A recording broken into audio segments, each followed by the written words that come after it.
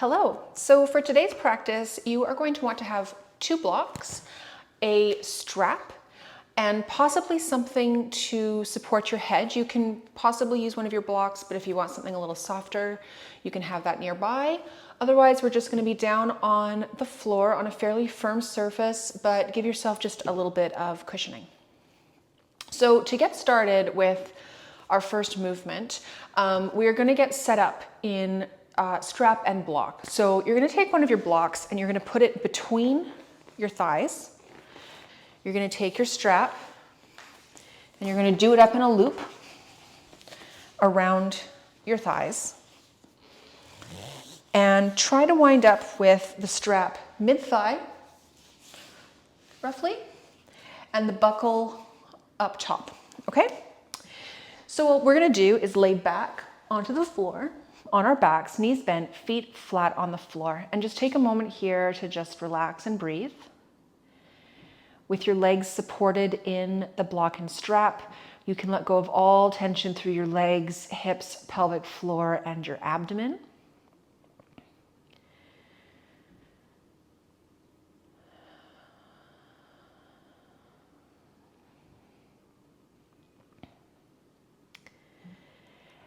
And then we're going to find a landmark here. So on the front of your pelvis, above your thighs, is a bone, kind of a pokey outy bone here in the front. You're going to find that with your fingertips. And then you're going to walk your fingertips to just below it where it gets a little fleshy again, kind of in the hip crease. So for this next exercise that we're going to do, your fingertips are going to be detecting if your hip flexors try to help, okay? So just so that you know what you're feeling for, put your fingers in place here and then just start to lift your right foot off the floor. You can place it back down. You should have felt a rather hard, ropey tendon kind of pop up and press into or tense into your fingertips. That is one of your hip flexors. And for this exercise, we do not need the hip flexors. However, hip flexors can kind of be eager beavers and they like to help when they don't need to. So your fingertips are going to be watching for that hip flexor tendon to fire. And if that does happen, you're just going to back off on how hard you're pressing with your legs until you find a pressure that you can exert without your hip flexors getting involved. So the exercise is pretty simple. We've got this block and strap situation going on with the thighs. So to begin, we're going to take a nice inhale, and then we're going to exhale as we gently start to press the thighs into the block. Really slow, feeling that effort build gradually. And then we're going to exhale as we slowly let that effort ease off until the legs are relaxed again.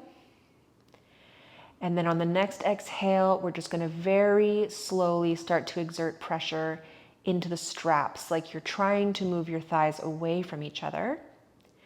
And then you're going to inhale as you let that contraction relax. And then you'll continue to just on your exhales, squeeze in. Inhales, come back to a relaxed state. Exhales, press out. And you can slow this down, but you're just going to start following your own breathing rate. Now, once you kind of get the hang of how much pressure you can do without the hip flexors getting involved, you can remove your hands and we can add an element in the upper body. If you take your other block and you place it between your outstretched hands just overhead, you can kind of mirror what your legs are doing. So when your legs relax and move into the strap, your hands are simply going to hold lightly this block in place. But as you send your thighs towards each other, you can also very, very gently press your hands into the block. So we'll just do a couple more rounds of that. Paying attention to if your neck gets tense or maybe you start to clench your jaw. Because you're timing this to your breath, you should not be forgetting to breathe, theoretically. And also just paying attention to if your belly starts to really clench or tense in an effort to help when it's really not needed. Okay. So we can let that go. We're just gonna come back to our nice relaxed strap and block position where everything's just quiet for a couple of breaths.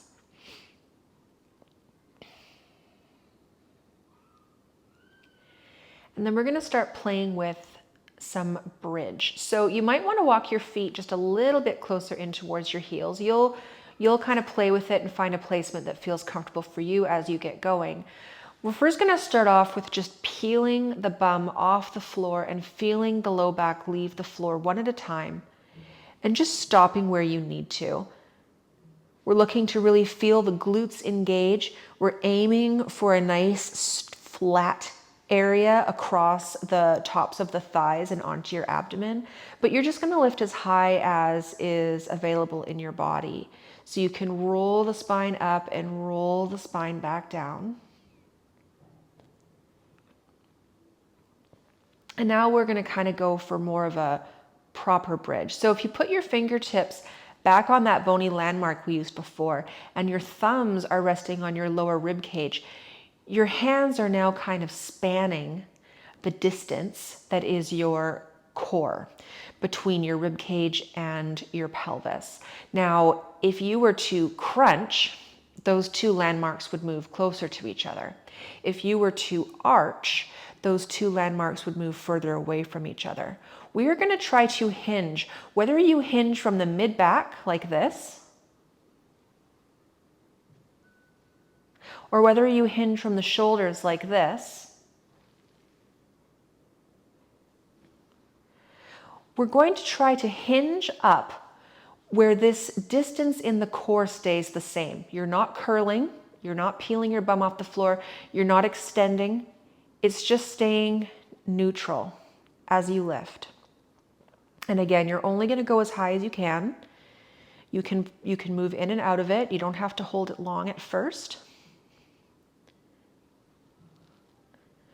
Do just a few in and outs.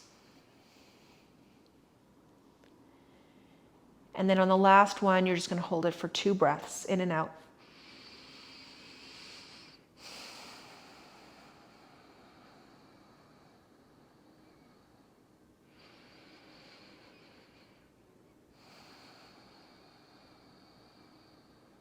All right, you can lower back down. Let the arms come out on the floor. Let all the tension leave your legs, your hips, your pelvic floor, your belly.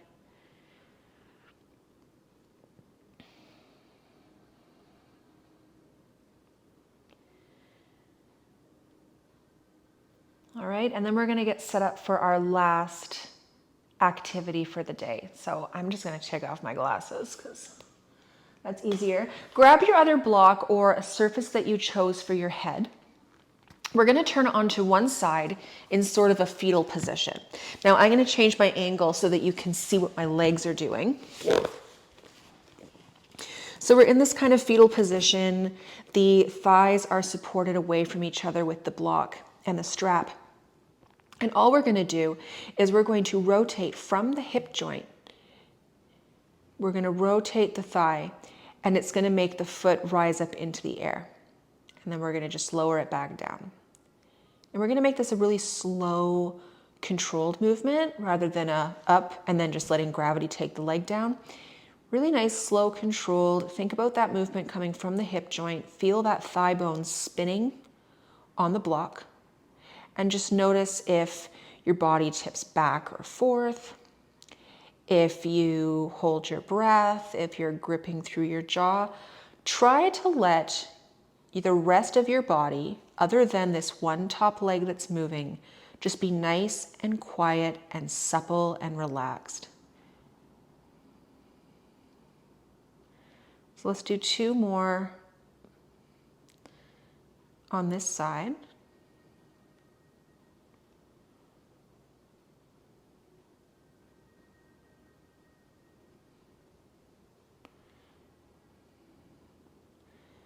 All right, And then when you're done those two, you can let that foot lower. Just take a moment here in this side lying position just to let that tension leave that top hip.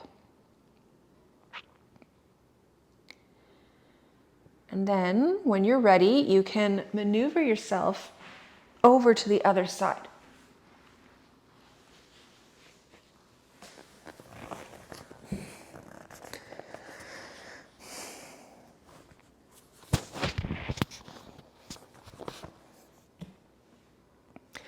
All right, so now that we're here on the other side, we're just going to repeat the same thing. So from this hip joint that's on top, letting that thigh spin so that the foot moves upward, and then slowly lowering it down in a nice controlled way.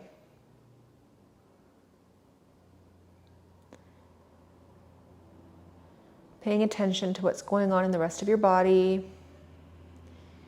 Is anything that is not your hip joint trying to help? Maybe you're pushing your bottom leg into the floor. Maybe you're curling your toes.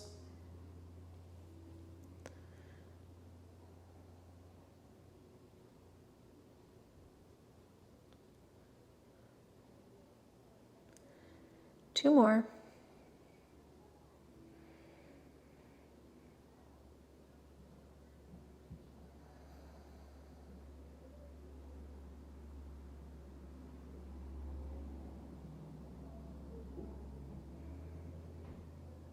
All right.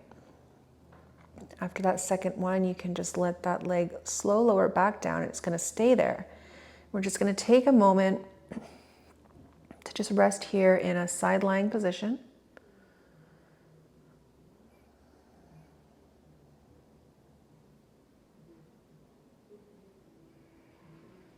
You can roll onto your back. Come back into that restorative, relaxed, strap and block resting position, just for a second. Letting everything just settle back into a neutral space. And then you can get yourself up to sitting in whatever way works best for you, whether you turn onto a side and push yourself up with your arms. I personally like to just cross my ankles and rock myself up to sit. And we're just going to remove the strap and block. You can take your block if you want. You can sit on it, just at the front edge of it, in a cross-legged position, if that's comfortable. Hands on your knees, eyes closed, sitting tall, crown of the head reaching for the ceiling, and just coming back to your breath, noticing how that practice has landed in your body today.